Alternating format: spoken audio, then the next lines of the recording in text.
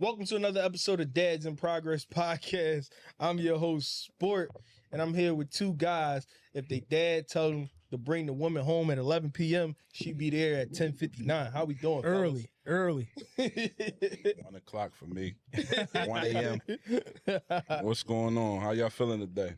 Let's get to it, man. Chilling, ass. This is episode 86, and this is our anniversary. Three-year anniversary. 3-year anniversary that we've been at it. And Tracy. in different forms of fashion, but there's always been Dads in Progress, and there's always been a positive space for men, positive space for fathers. So we do have to celebrate that. You know what I mean? Absolutely. No Claps matter to that. Claps to that. Yeah, you know. No matter what 3 years faces you've is heavy, seen up bro. here. Yeah. No matter what faces you've seen up here, it's always Faces been, change, but it's always been the same. we always message. been in progress. Yeah. Yeah. Three years is heavy though, man. Like how Yeah. like I know I'm just coming on, but it's like that's longevity. Like, I mean, whatever y'all was focused on and you know what I mean, felt like y'all could pursue, like 3 years is heavy, especially, you know, staying committed.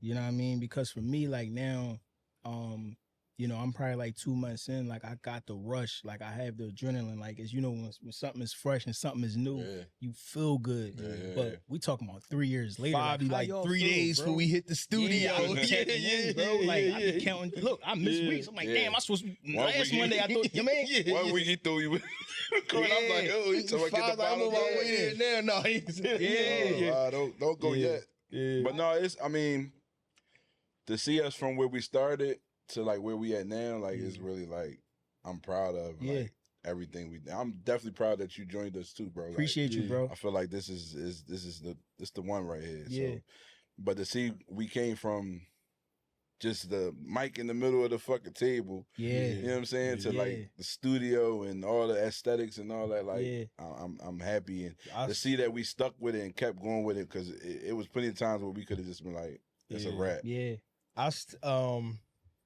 I just reminisce the day where it's like we talked about having it, and then like first thing came to my mind, I was like, yo, that's holla at Have about doing it and stuff like that. And that's when it came about.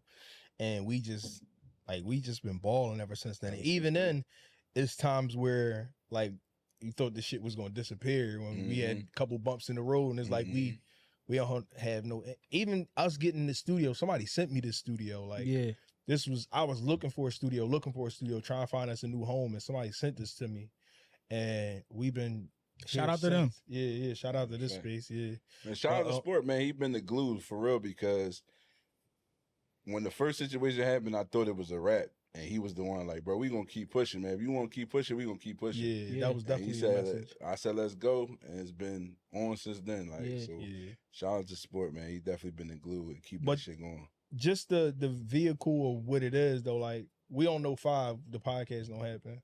Right. Like, facts for sure. Like, even like knowing Ty, like you don't know Ty unless the podcast happens. Right, that's fact. Jazz, everybody. It's just so much stuff we got. Like, CMI president. Like, it's so many people that we know from the podcast. Like, and even like the Cannon brothers. Like, we locked in. So what's Shorty? T. Michelle, Kenlo. Like, it's so many people that came on and showed us love. And Lex. Like, like great episodes we had. Like, we 86 in. If you go over a 3 year span, that's something like almost 30 episodes a year. Like 30 episodes a year and a 52-week calendar year is crazy. Like, that's a lot of dedication and stuff like that, on top of the events we had and stuff like that. And it's just like, it only can go up from here. We even born the whole media company out of it. It's a lot of things that came from it. Like, you know, from managers to media company and things that come along with it, and different people being a part of it. And like, it's just, you just gotta love that the message been the same though. Like, we still champion men.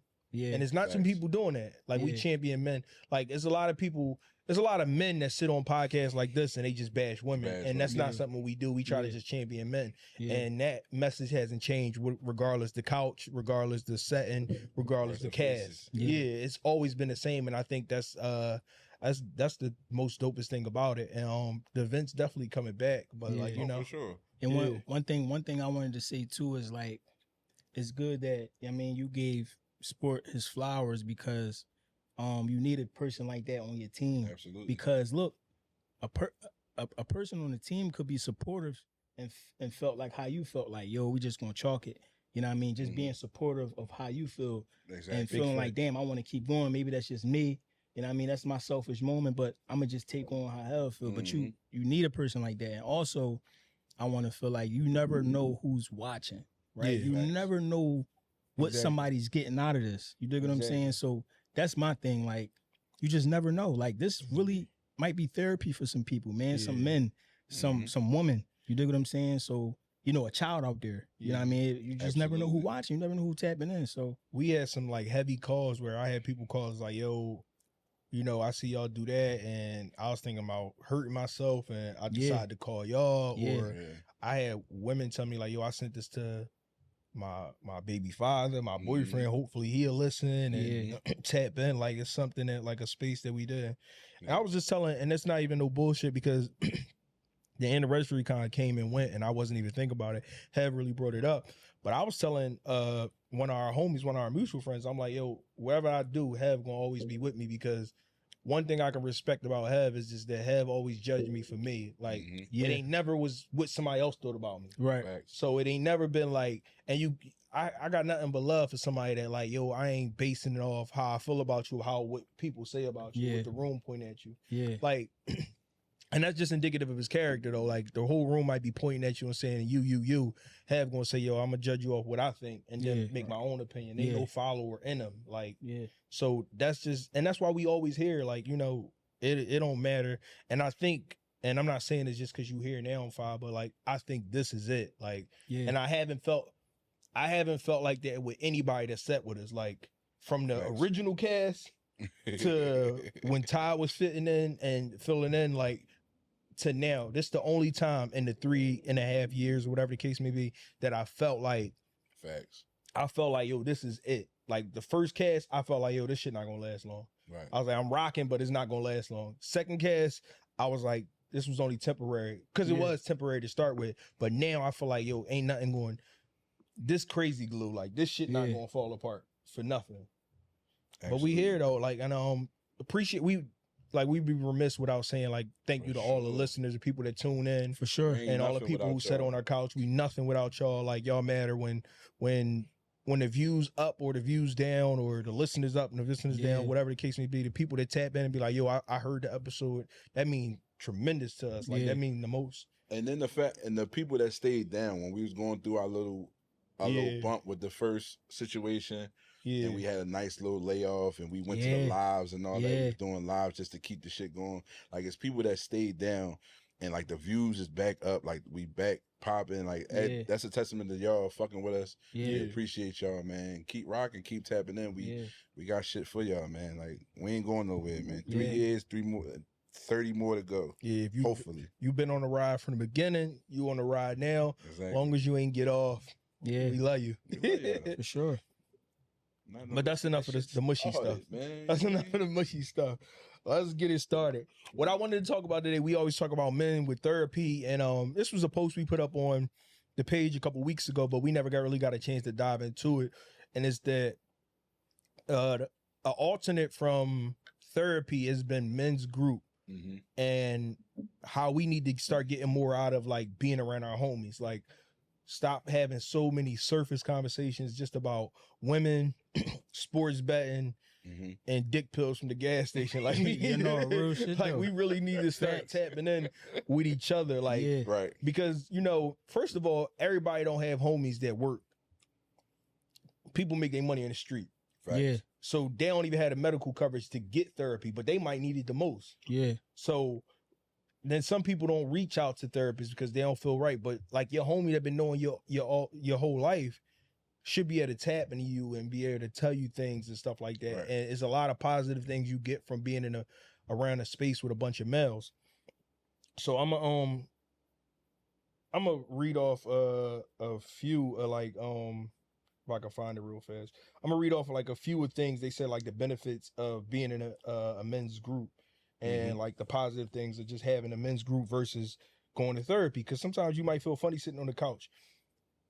Definitely me. First of all, go ahead. I don't see the to sitting on the couch and talking to a stranger, I don't see the benefit in it. Yeah. I mean, I know y'all told me plenty of times, but me personally, I don't see what I can gain from it. Yeah. I'd rather talk to y'all, like the motherfuckers that know me, the people that know me, and vent to y'all. Like, even in the group chats, like, we might crack jokes about it, this and the third, but I'll be needing that sometimes. Yeah.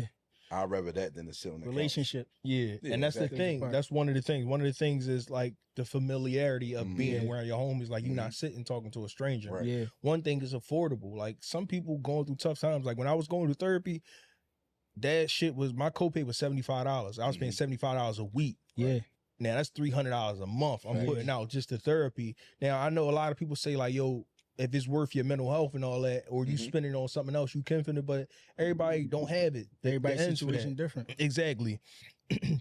Another one is like, you know, you get to break the stigmatism. Like, you normalize it. It only take for somebody to be the brave person to say something like, yo, you know what, I'm really fucked up out here. Like, you know what I mean? That let the next motherfucker know, like, it's cool to say that, yo, they fucked up. Exactly like that. So things like that.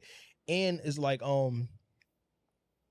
is everybody into it? Like, you know, everybody is like peer led, where you, like, it ain't based on like somebody telling you and breaking down that, like, I know you going through shit just like I'm going through it. So we can find comfort in that. Yeah. Right. Yeah. But I think that's another thing, like experience, because it might be something that I'm going through. The therapist, he might can talk me through it, like his education based, but he ain't never been through it. Yeah. But I know for sure if I go to the group chat, Fi might know something about it, or even Sport might know, or somebody else in the group chat might have been through the same shit I've been through, and they journey or how they made it out could possibly help me more than a psychiatrist or whatever the case may be. Yeah. A lot of times when you run into these like psychiatrists, and it's not like a bash psychiatrist type thing or counseling or whatever like that, a lot of them people come from like a highly educated, well-rounded background. So some things you talk to them about, they just don't get in a sense, because it's not their reality. Exactly. Like, so it's easier. Like, I can sympathize with you more saying like, yo, you know, I'm fucked up and I'm scared to walk up and down the block or whatever the case may be. I can sympathize with more like, yo, you know, I'm on this is my last $20. I'm putting $5 in the tank. And I think that's cool approach to have, to like laugh and joke about it. I think that's how me and my homies, we get through a lot of things. Like, and I find comfort in it. I could be fucked up and they gonna make me laugh about my fucked up situation. Now that don't work for everybody, but I tell you, like, when you find that comfort zone, and don't be afraid to challenge. Like, I know Hev is the type of person that don't really talk too much. Right. Yeah. So I always know to ask Hev if he okay. Because if I don't ask Hev if he okay, he not gonna say he not okay. Yeah. And I just know that. So know your folks. Know like your folks, I know Fi gonna always tap in. Yeah. Fi the good morning, what y'all on this week? How y'all feeling type time. Yeah. So exactly. So that might not even be the type of person I am, but I gotta tap into Fi because I know how Fi is. Like, so it's like know your friends and know what's expected and meet those expectations just how they expect of you. Like, cause I come through on the randomest time and say some shit, and I be wanting everybody to just dive in. Like, you know what I mean? If you want somebody tapping with you, you definitely gotta tap in with them. Yeah. I think the biggest thing too, like, you know, like you said, knowing your friends, knowing the way they respond to things, knowing how they carry things, knowing, you know, when they feeling good and when they not feeling good, just off of their energy. You know what I'm saying? And I think it's huge to just tap in. Like, so now I've been trying to like just tap into my friends and my homies that if I ain't speak to them in a minute, if I ain't speak to them in a while, just shooting them a text. Like, damn, bro, I'm just letting you know, I mean, you was on my mind. Right. One of my homies, he recently lost his mom, and the first thing that I thought about was, you know, Sunday was just to tap in. You know what I mean? Just to tap in, just to see how he doing mentally. You know what I mean? And he told me, like, bro, that made my day. You know what I'm saying? So I think, you know, just remember like how your homies is, like, because nobody probably gave him that space to vent on how he feel on his first Mother's Day that he lost his mom. You feel what I'm saying? His mom's not here. So nobody probably gave him that space to be vulnerable and talk. So I think just tapping in, man, never feeling like we overstepping boundaries or, you know, we doing too much if we just checking in on each other. Right. You know what I mean? Because sometimes it'd be situations where people don't tap in, and it go for so long, and now distance means something. You feel what I'm saying? Whereas though now I don't even feel comfortable talking to you. Yeah, you know what I mean? Because it's been kind of strange. It's been a year or two. Like I don't even feel like, damn, bro, you ain't check on me in a year, like 2 years. Like I'm all right, I'm good. Whole time I'm going through so much, but I don't even feel like I can vent to you. I don't even feel like, because we don't have that relationship. So my biggest thing is, just try to stay consistent with, the relationships, and not let too much time go by without checking on your homies, man, and making sure they cool. Piggyback off of that, I had that situation. Like on the pod before, I talked about my best friend, me and my best friend going like 4 or 5 years without speaking. And then we wound up being at the same cookout, and we trying to, catch up, and it just ain't feel the same because it's not genuine. It's 4 years then passed. We ain't hung out, we ain't did this, we ain't talked. I feel like it's a stranger. So it's like, it's like, and then when I do talk to you, I got this podcast. Now, mind you, he never, all my other friends, family, everybody posted podcast. Never posted a podcast, never said, hey, you doing this, that, and the third. Yeah. First time I talked to you, you want to talk about why you and your podcast ain't work out. Right. So I'm like, damn, bro, you never even acknowledged that I'm out here doing this thing. A positive podcast is moving, it got motion, this, that, and the third. You never acknowledged it. Yeah. So it's like, damn, is we even still friends anymore? Like, it's just like a lot of shit was going through my mind, sitting there like, this is like a stranger now. This ain't even my guy. I love him to death, but it didn't feel like my best friend, my man I knew from the mud, from the Cubbies. Yeah. We knew each other from the Cubbies. Yeah. Like my mom changed his pamper, his mom changed my pamper. Yeah. So it's like, I don't know. It's just like when you do let that time go past without tapping in, like you said, reaching out, it's a lot that you lose. It's a lot that you lose. Like you might wind up losing a friend, and that's. I mean, he family because he married to my little cousin, but the friend aspect is not. The trust not there. It's like I don't. I mean, after a certain amount of time, things been going on.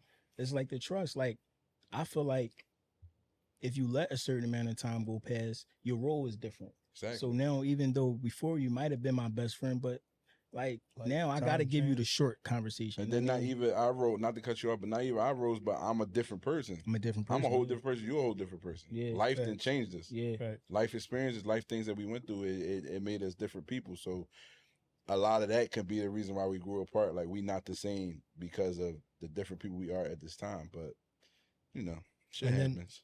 Another key to that is just like where I was going wrong with. I thought that like the IG check-in was like sufficing enough. Like, like Trig, that's my brother. That's my god brother, but that's my brother. Like we grew up next to each other, and he was born in 89. I was born in 90. Our moms was best friends. We've been there. He would call me on the phone, and I'm either working or I couldn't talk, and I would just be like, yo, we talking the group chat. So that was good enough. Like, you know what I mean? But really never like really tapping in for the conversation, or like, damn, like you go back and look at the call log. He didn't call me 5-6 times over the last month. I ain't call him in a year. Exactly. I either answered his call or I hit him on a group chat, but I never like really called him. And it's like, we gotta be the friends that we want out of people. And it's like, it's tough because in a lot of things people don't teach you that is like friendships and all that shit, especially bond between men, because it's hard to get that. Like men, we all make female friends. That shit is easy. Right. That shit is easy, either through attraction or just them being around us. Like we always gonna make a female friend. Facts. The male friend is hard to make them, and a lot of them stem from when you a child. It's hard to make adult male friends. Right. A lot of them just be coworkers, for real. Yeah. So when you make those male friends, like when you had them from a kid and all that, like you gotta cherish that. Yeah. Like, and I think sometimes we take them for granted, but they the people that you really gonna tap in with. Like, if I'm really fucked up, they the people that I'm gonna tell. And I expect the same thing too from them. Like, and I just encourage men to humanize yourself to people. Like, everybody be so caught in image based, and like let them motherfucker know that you ain't got it all together, so they can feel comfortable enough to tell you that they don't have it all together. Exactly. Sometimes you can be so wound up in not trying to show somebody a chink in your armor that you don't even know that you isolating your friends from even being regular to you. Like, damn, I can't tell him I'm fucked up because he ain't never been fucked up in his life. And that's nobody reality. That's nobody reality. You might not be fucked up far as money-wise, but we all fucked up in some way. Exactly. But people shield that so much, and like, you can shield that from the world, but it gotta be 4 or 5 people that you're not supposed to shield that from. Like, you know what I mean? Like, it's people like that you gotta tap in and let people know that, yo, you do struggle, because they might need that to let them know that, damn, the world not just fucked up for me, it's fucked up for everybody. Exactly. Like, that's heavy. I want to piggyback on that, just the whole checking in thing. I think that was a key piece.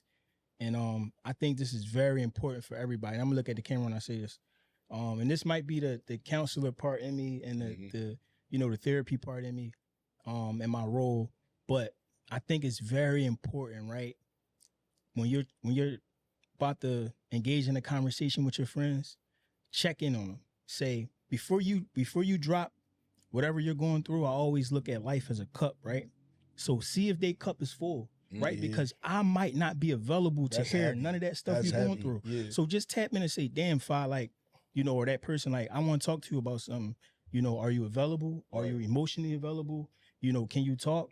You dig what I'm saying? If I am and I give you that space to talk, albeit. But sometimes I think we just go on and on and on, and we keep, burning that same person out about the same things. And before you know it, it's like, bro, I can't even listen. I can't give you feedback. You know what I mean? I might have 10 things going on, and the fact that I'm able to always hear you out and you haven't been able to hear me out, you feel what I'm saying? I just feel like I'm just taking everything in.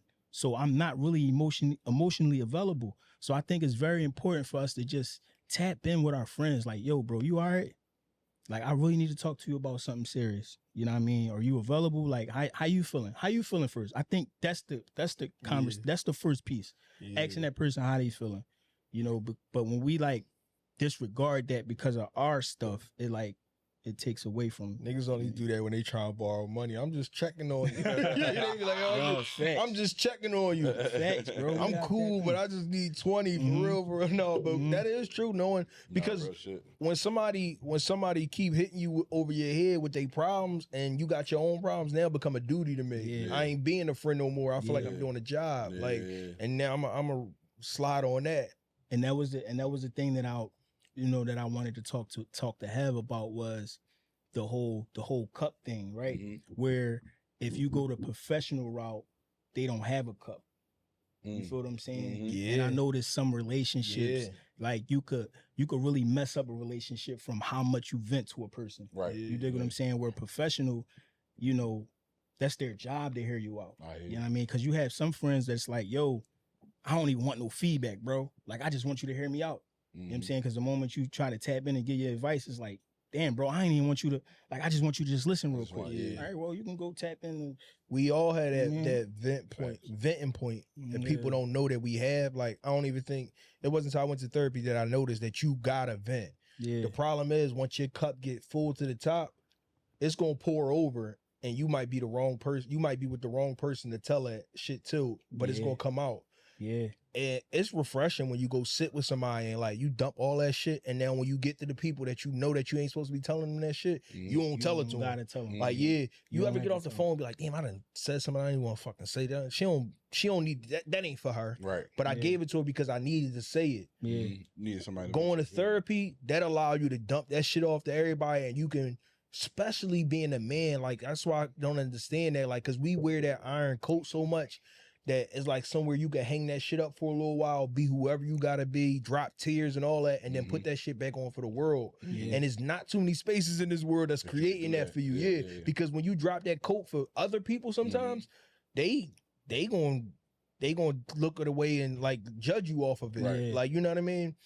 And then you got the people that's gonna run and tell you shit. Exactly. Like, you leave that shit there, and you can just go back. Like, I definitely think is made for people that like I never claim myself to be too tough or too hard or never try to be vulnerable. But the too tough people, they the ones that need to go to therapy, because if you don't want nobody to know a damn thing about you, that's where you go. That's where you go. If you don't want a motherfucker to know a soul, like if you got the most vulnerable thing, and you like, I bite my pillow and I cry every night. Like, that's where you go to tell them motherfuckers, because they keep that shit with them. Like, right, that's true. I feel you on that. But I think it's just too many when it comes to therapy. It's too many like 2-step verifications in a way. Like I think a lot of men would sign up if it was a matter of just hit this button and then show up. Right. But it's just so much what you gotta do. Like I remember being in a space where like you calling your insurance company, they trying to match you with somebody, and then it's like when you do get in there, now you don't like the therapist you do see, you need somebody else, and it's like it's too much like, you know, hurdles in a way for men to really get there like they want to. But what else we got on tap though? That was a good drawing. That was a great conversation. Like I just want to ask y'all, like, just tapping off like on the mental health side of, you know what I mean, the men. Like I'm gonna start off with you, Have, and how you feel. Like what does peace mean to you? Like just peace. What's peace to me? Calmness within. Being though, like I'm calm with, like the way I am now. It used to be a time where I would fly off the edge. I would crash out, as they would say, this, that, and the third, of any little thing. But now I'm at peace, whereas though I'm calm. Like I can sit and have a conversation with somebody, whereas though before I would want to take your fucking head off, or they could be, nah, I'm gonna sit and have a conversation. For instance, like the situations we talk about us with our first situation with the podcast or whatever the case may be. There was a time where I wouldn't be the one that could sit and talk to the other person and then still talk to my guy, right? And be non-judgmental or whatever the case may be. Like I would fly off, like, no, bro, you did us dirty, like da. But this peace that I am now at the age I am, like everything is calm, and not to say that with the calmness you don't stress or you don't have shit that's going on. No, you still have that, but the calmness, you know that it's something that you can deal with. Like you might have seen it before, or you might see somebody else go through it before. And you know that you can make it out on the other side. So it's like that calmness that I had now, that's my peace. Like being calm within. Like I'm just so over like the I don't know how, being over aggressive and you know, it's draining. Yeah. Like it's draining. Exactly. So the hate and all that shit I had before, the aggression and the meanness that I had, or the hate I had for people that did me wrong, I don't have that no more. I don't have enough time left to worry about that. Like I'm so calm in that peace, and that's my peace. Like, and it took a long time to get there because you know, like I rather live for my children right now and make sure they are all right than to worry about somebody else or what they got going on. Even the stress over a bill, like eventually I'm gonna get to it. I'm gonna pay it. Like, you know what I'm saying? Like I'm so calm, and that calmness is my peace. That's what peace is to me, the calmness within. I love that, man. Yeah. I love that. How you feel, Sport?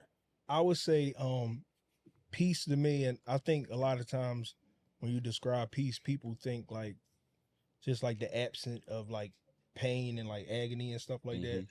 If I think of peace now, I think my peace is like my faith in God. Yeah. And that's anybody, religion, I don't care what you is, but my faith in God. My faith in God allows me to understand that anything I go through, I'm going to make it through it. Yeah. And with that understanding, nothing really bothered me, to the fact that's like from a bill, from like the worry, like, cause it's just, I'm just at peace with things. Like, cause I know everything that's happening, that's going to happen to me, or anything that I fear of happening to me is divine. Like, so like even the fear of like my kids growing up and living in this world and stuff like that, I make peace with that, with my faith in God, like that. Gotcha. So that's what it is. Like anything I worry about, or even when I always go back to like my co-parenting situation and how I'm gonna figure that out, or how I got to this point where I'm at. If it's divine, like it was supposed to be this way. If it wasn't supposed to be this way, it wouldn't happen. And that's where I find my peace. That's really where my peace like even when I doubt that, I always go back to like, yo, if it was supposed to be another way, it would have went that way. Like this not the coin flipping on the wrong side. This the way through the you know what I mean, the tunnel or whatever like that, or through the storm. So even on the days where it's real bad, and it's been days where it's real bad, I get through it and I'm always at peace. Like, so, and I'm always being like a victim of people saying that I don't, like, I'm kind of jaded to things where things don't bother me. Yeah. It's like when you had enough tough days, like the tough days don't bother you. Yeah, don't enough. bother you. Now maybe I'm probably a victim of not celebrating enough of the peaceful days. Yeah. But my peace is different to me. Like if I run up a bag, that's not like that. That don't make me happy. Exactly. That don't make me happy no more because I've done it before. Yeah. Like Exactly. with pieces, like, you know, finger paint with my kids, like you know, going in the crib and turning the lights on, because I remember some days the lights wasn't on. Yeah. So it's the things that we take for granted that give me peace. Yeah. So like I think people just, that's my peace. Yeah. What about you, It's just Fab? heavy. What you would say, you are, Five? I'm gonna be totally honest and transparent. I didn't know what peace was until I didn't have it. You feel what I'm saying? That's just me. Yeah. I didn't know what peace was until it was nights that I didn't sleep. You know what I mean? Nights I didn't eat. Right. You know, nights I had worries, anxiety, couldn't focus on one thing. I'm jumping from one thing to another. I'm not myself. People saying like, yo, Fi, you cool. You know what I mean? I didn't know what peace was. Yeah. And that's where I get back to me like, damn, I took that for granted. But I think peace for me is just, like I said, I think a lot of times we think about the things that we're going through as far as like, oh, we need to fix it. But peace is not always fixing it. It's about what Have said, managing it. Yeah, like, coming damn, to terms with it. yeah, like how can I, because sometimes you might have a situation where you might be stuck with that shit forever. But how can I make this peaceful? Like I have to manage this shit because I have to deal with this for the rest of my life. Fact. You know what I'm saying? Or it might not be for the rest of your life. It might be for some months, for some years. But at the end of the day, I don't want to be in this type of, you know, I don't want to have this type of feeling. You know what I mean? So it's like, we don't always have to think about like, all right, I got to fix it. Like, all right, peace would be like, how can I manage it? Like, how can I resolve this to the point where I feel good? And, you know, like I said, peace for me is just being able to sleep good. You know what I mean? Eat well, do your everyday, you know, activities and be comfortable with it. You know what I mean? And be yourself, because there was times where, you know, like I said, I don't want to put like the mental health thing on it, like depression and different things like that. You know, we all go through different things, but it took me to lose all those things to say, damn, like this not peace. And I remember my mom used to always tell me like years ago, like it's nothing like a peace of mind. Yeah, like it's nothing like a peace of mind. And I ain't noticed that. Yeah, I ain't noticed that as, you know, young, because they keep us away from those things. You know what I mean? When you young, you know what I mean? They keep, you're not really thinking about the mental health. If you mad about something, you stressing about something, it's like, it wasn't like ongoing. It was like, I'm gonna just handle this shit right here. But when you get to an adult and you in control of your decisions and everything around you, your peace is different. Like, bro, I can't sleep. Like, you know what I'm saying? So, you know, like I said, I think that, you know, just being able to cherish those things, like sleeping, eating, everything on schedule, like your everyday life, just being on schedule. I think that's peace for me. Like being able to wake up and be okay. You know what I mean? That's heavy. Ooh, we was getting deep, man. We was getting deep, man. Let's lighten it up a little bit, man. Let's lighten it up, man. As a man, said we're gonna switch the vibes. Let's get to the As the Man, this segment that we introduced to y'all a couple weeks ago. As a man, I got one for y'all. As a man, are you treating your homie to lunch?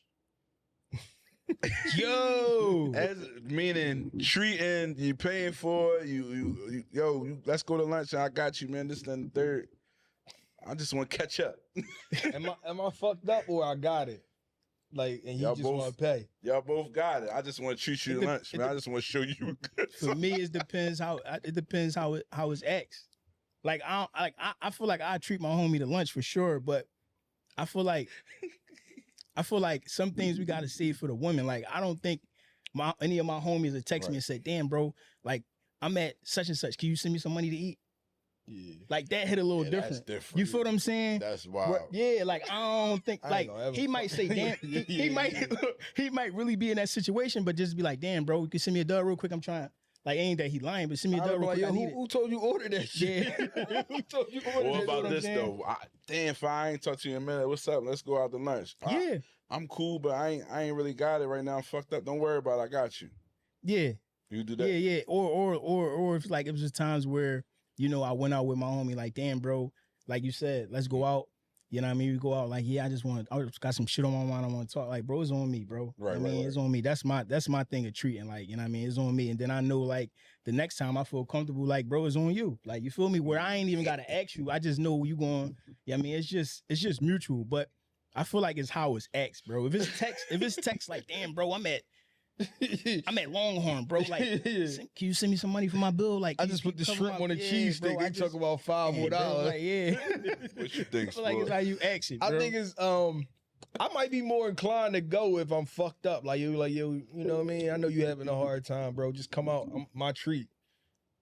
If I'm fucked up, it's your treat. All right, I appreciate it. But if I got bread, I'm hitting you with the like, no, bro, we can split it. Mm-hmm. Like, yeah, like we both cool and we out and you like, yo, I'ma pay.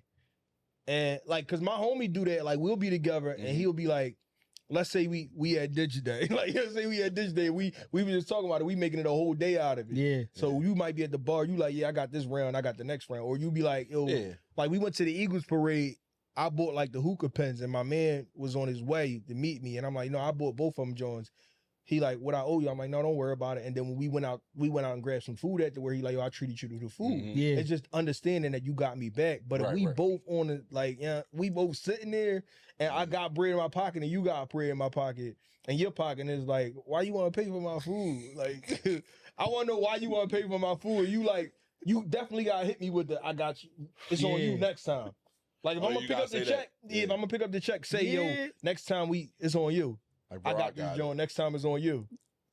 Yeah, no, I feel like that gotta be the closing remark because at the end of the day we men. Yeah, like with women, you don't have to say that. Women, you don't gotta say that. You always know, like, all right, I got it. But you definitely gotta give me the service of like, yo, I got this joint. Next time we slide somewhere, it's on you. Or whatever. Because I might be pulling my cheese out at the same time. Yeah, like, oh, no, I might be pulling my joint out. Yeah. No, bro, I got you.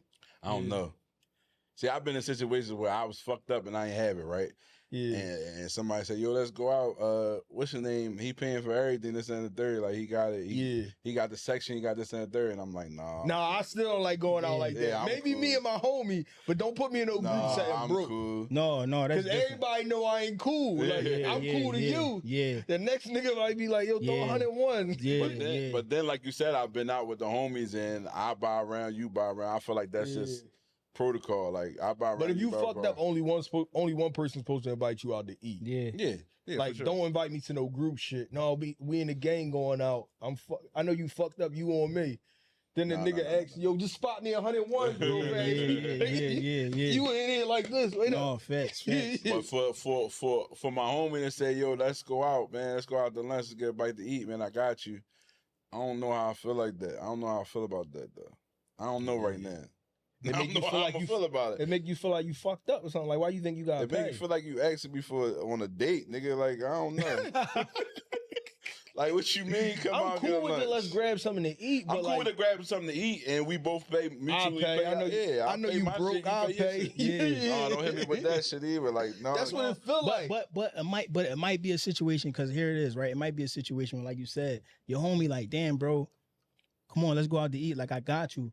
Yeah, I mean, it might not have anything to do with financial, but he might make it seem like it might be from his perspective of like you always busy and I mean you bullshit a lot. Like, bro, I got you, bro. Don't worry about it. Like, come on, bro, I got you. You feel what I'm saying? So it's like, or he could be wanting to bend your ear. So like, I really want to press this issue. Like, I want to press this issue, bro. Like, in that case, it's cool. But then, I don't know. It's we talked about this last episode. That pride, men pride is crazy. I just be like, nah, bro, I got. I pay brokey. Like, that's how I feel like when he say like, I pay brokey. Nah, I ain't broke. Man. If you I don't know.